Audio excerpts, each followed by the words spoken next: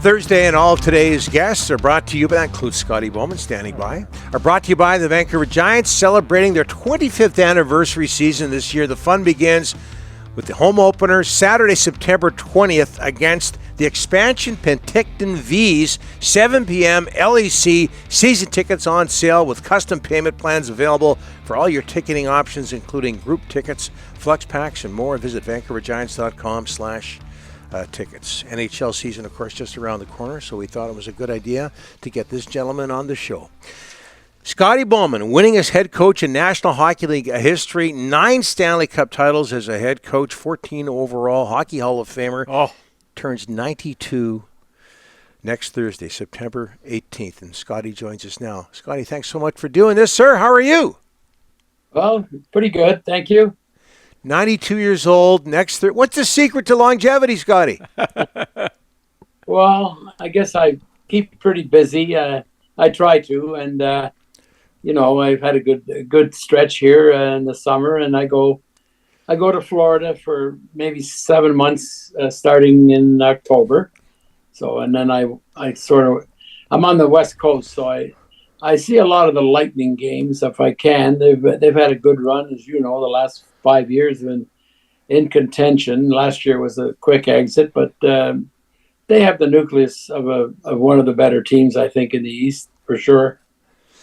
Scotty, I hate to bring this up, but you lost your goaltender recently. Just your reaction to the passing of the late great Ken Dryden. Well, it was so sad because of the surprise element. I mean, we had no idea that Ken wasn't doing well. I had talked with him the last time, it was probably early July, and the last few times I spoke with him, he spent a lot of time in Boston because his daughter Sarah and his son Michael, they went to school around there and they made their homes there. So his grandchildren were there, and I never made anything out of it that he was spending so much time there, but I have no idea. But he wanted to be with the family, and I guess as it turned out, he had been, I don't know how sick he was, but he had some knowledge that he was in quite a battle, and he passed away, as you said, about over a week ago. What was he like to coach, Scotty? Well, when I was in Montreal, we didn't have a goalie coach. Nobody did. And the goalies kind of went on their own. So I didn't have a lot of goalie experience with Ken. I had some other circumstances that you would talk to all the players about. And he was a very busy person. Even the year that I went there in 71, 72, and then the next year we won the cup. And just one little sidebar, we used to practice every day at 10 o'clock, no matter if we played the night before or not. So I think it was about mid-70s I decided, well, it's kind of foolish to be practicing so early, and the traffic was getting on in the morning. So I moved it to 12 noon. The players kind of thought it was a good idea.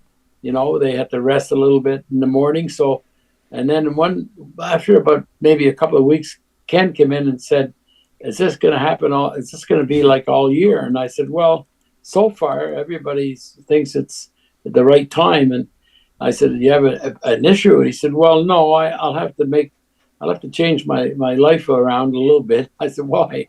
He said, well, I used to leave the building about 11:30 because we had an hour of practices. And then he said I had a lot of stuff to do. I think he was taking some courses at the time. And so I said, well, I could change it. No, he said, I can easily, I'll just make arrangements, but I just want to know if you're going to do it the rest of the year. I said, I would think the answer right now is yes, And then another occasion, it would probably have been the year we lost 8 games. We only lost 1 game in the Forum on Halloween night, and I imagine he was playing. We had another goalie, Michel Larocque. Yeah. We drafted him in the 6th pick in 1972, and so he became a very good. He got the backup job for sure. He played between 20 and 25 games every year, and one of the years it had to be around February, and Michel Larocque was playing most of the home games, and I started a pattern. We were winning, of course, at home, and we were also winning on the road. Ken was playing on the road, the away games, and it was working out perfect.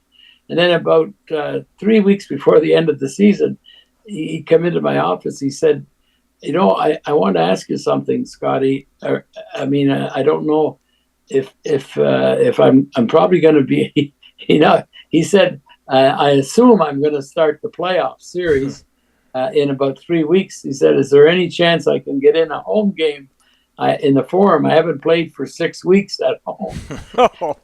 And I didn't know anything about it. I knew about it. I wasn't doing anything intentional. I said, oh, absolutely. We got 3 or 4 home games left. I got to get you in at least a couple of them. But we were so far ahead of the other teams that it just was a plan that I was working on. I wasn't thinking, he always thinking way ahead. And when I think back of his goaltending, he never stressed out about I don't think he did a lot of thinking about goaltending because, he was a big guy, and I know that he had a lot of things to do, but he liked to practice. He didn't want to ever miss practicing. Some goalies do, but he looked forward to the practices, and then also he wanted to play as many games. He did have a back issue most Januaries. About halfway through the season, we would give him a couple of weeks rest. There wasn't anything serious that rest wouldn't take care of. So that's about the only time I ever was concerned that he wasn't going to play. And anyways, that's the story about Ken, is that he had a lot of things on his plate, but he didn't. I don't think he stressed out about the goaltending. It was a good team. He was a good goalie. What he did in the 1971 playoffs, to me, was the I guess when you look at his career, that was the team that wasn't the strongest team, and yet he won the Stanley Cup and the Conn Smythe Trophy before he even played a regular season in the league. So he had a lot of plans. Hey, Scotty, would love to get your thoughts on the Canucks. Bad season last year. Miller-Pettersson feud. They didn't make the playoffs. They did add Evander Kane, Scotty. What are you thinking about Vancouver heading into this season? Well, I think the big thing, I know Rick Tocchet. I had Rick as a player. He meant a lot to our team in Pittsburgh. We had a very good team the second year, even after winning the first cup. But we needed something with a little bit of an edge. And that trade that we pulled off and we got Rick Tocchet, he changed our team. We had a very skillful team. We weren't really over aggressive, but nobody took advantage of us after we got Rick Tocchet on our team. And I think what happened with Vancouver, and it's not the only team it's ever happened to, but I was totally impressed with Demko as a goaltender. I'm not taking anything away from the other guys, but they weren't Demko. And I think that the injury to Demko being so long and so unknown, I guess, really hurt this team, because their defense core was not too bad, but you need goaltending. And I don't think they got the when you're in a game and your goalie in your net has got a big edge, and even going back to Ken Dryden, you see what comments on the players now, like I read Robinson and Evac Cornway saying, every time we got in a playoff series, we didn't worry about goaltending. We knew we had the best one. Yeah. I mean, it was a bit of, maybe you could say it's pretty cocky, but it was the truth too. And I think they lost a hang of a goalie in Demko. Mm-hmm. Now, can he come back? He didn't play much last year. When he did play, I think he wasn't 100%.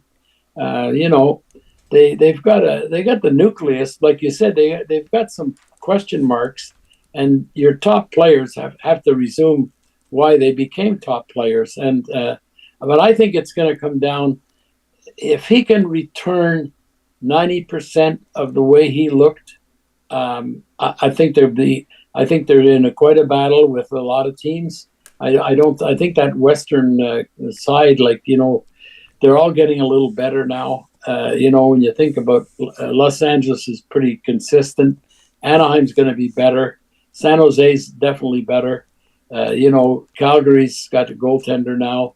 Edmonton's still got enough players. Vander Kane will give them I don't know if they had to suffer last year, but you need some players that the other team are unsuspectful what they might do. And he's a Vancouver player. Boy, he came from there.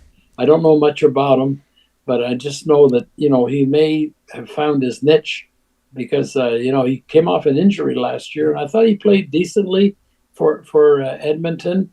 And, but maybe with Vancouver, he'll have more of a role and having to go out and he's a big, strong kid. I mean, and he nobody can take liberties with him. And I'm sure he's a pretty good team guy as far as that's concerned. Scotty, Quinn Hughes, where do you got him ranked as that's one of the top defensemen in the NHL? Who does he remind you of, and how much do you like this guy? I spent a lot of time when Stan was in Chicago, and I got to know Duncan Keith a lot. And, he's a little different type of player than Duncan because his offense is Duncan was a really good two-way defenseman, but he defended well. He was maybe a little bit more abrasive, but he's so handy at just making those plays that defensemen have to make. And, I think it's skating and puck handling. If you can skate at the level that he does, a lot of people can skate, but they don't handle the puck. And I think that's what makes McDavid so special he does everything, but it's hard to believe how he can handle the puck at the speed he goes. And when Hughes is rolling along, he sees the ice. He reminds me, if I had to pick one, but he's got a little bit more puck carrying ability. We had a defenseman in Detroit, Nick Lidstrom, that when he got the puck, the next play we still had the puck.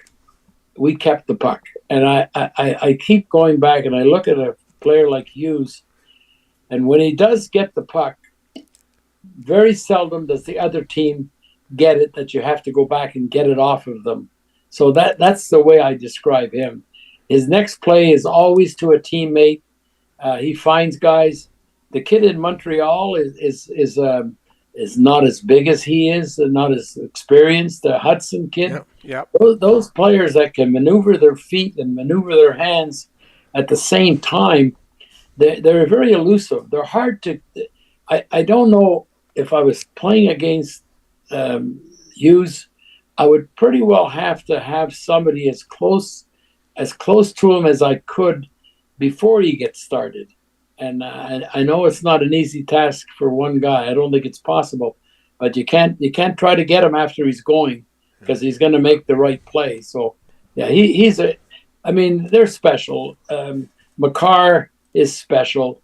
His speed and his shot and his ability to find people. There's a few in the league, but I could count them on one hand. Yeah. And if you get those kind of defensemen around, we had Lidstrom for my 9 years in Detroit, and my goodness, if I could show you some of the charts that we had, turnovers hardly any, and that's a big asset in the National Hockey League if you can hold on to the puck.